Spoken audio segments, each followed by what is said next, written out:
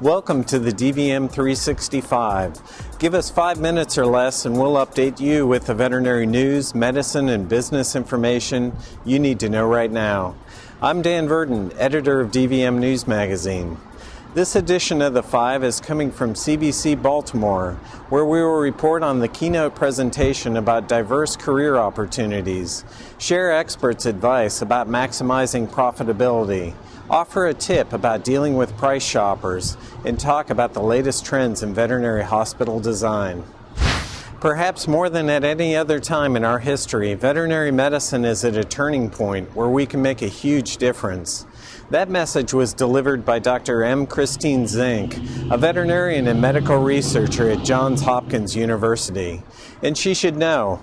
In fact, she spent the last 20 years investigating the neurologic impacts of HIV and amassed a host of other experiences from veterinary practice to working to improve health of gorillas through the Mountain Gorilla Veterinary Project. Her diverse experiences have given her greater appreciation about how interconnected the health professions have become. And this convergence is opening tremendous opportunities for veterinarians in less traditional areas of employment, like research, public health, and biosecurity, she says.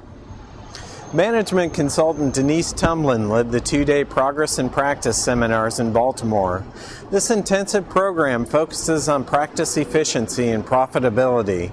And in the discussion, Denise talked about how critical it is to avoid missed charges. In this video, she gives a quick example that shows how much even a relatively small oversight can affect the bottom line. Missed charges are a big problem in practices, and I think most practices don't realize how big of a problem it is.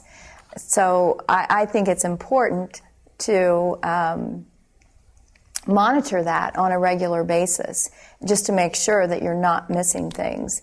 And to give you an example of how big of a problem it can be, a small example would be in a multiple doctor practice, if you gave away one medical progress exam and one inpatient exam every day for a year, 1 year. And that's pretty easy to do in a multiple doctor practice. Assuming you charge on average $33 for each of those services, you would have lost or given away $19,000 of profit in that year. And that's pure profit because you paid your expenses, you paid for your staff, you paid for your facility, you just weren't paid. Marketing expert Karen Gavzer says there may be a bigger opportunity for practices when dealing with price shoppers. Here's her tip from CBC in Baltimore. You know, I think when it comes to price shoppers, we got it all wrong. People tend to think they're just cheap. And I don't think that's the case at all. When I think about a price shopper, A, they're a pet owner.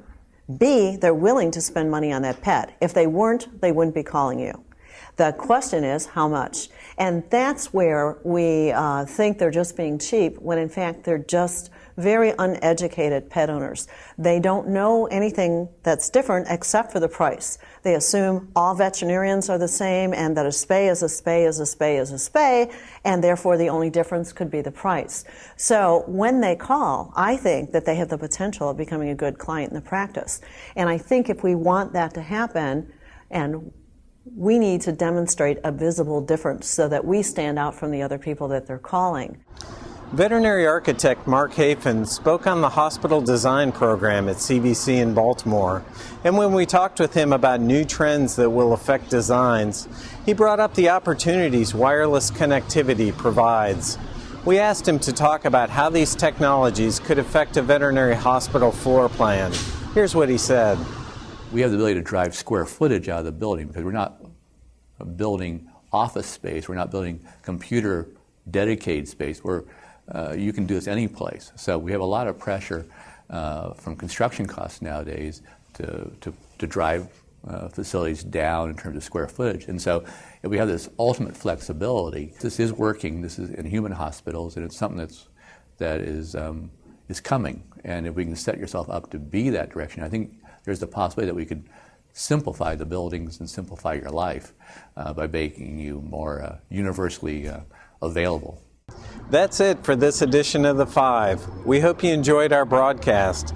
If you have comments or suggestions, please send them to dvm360 at advancedstar.com.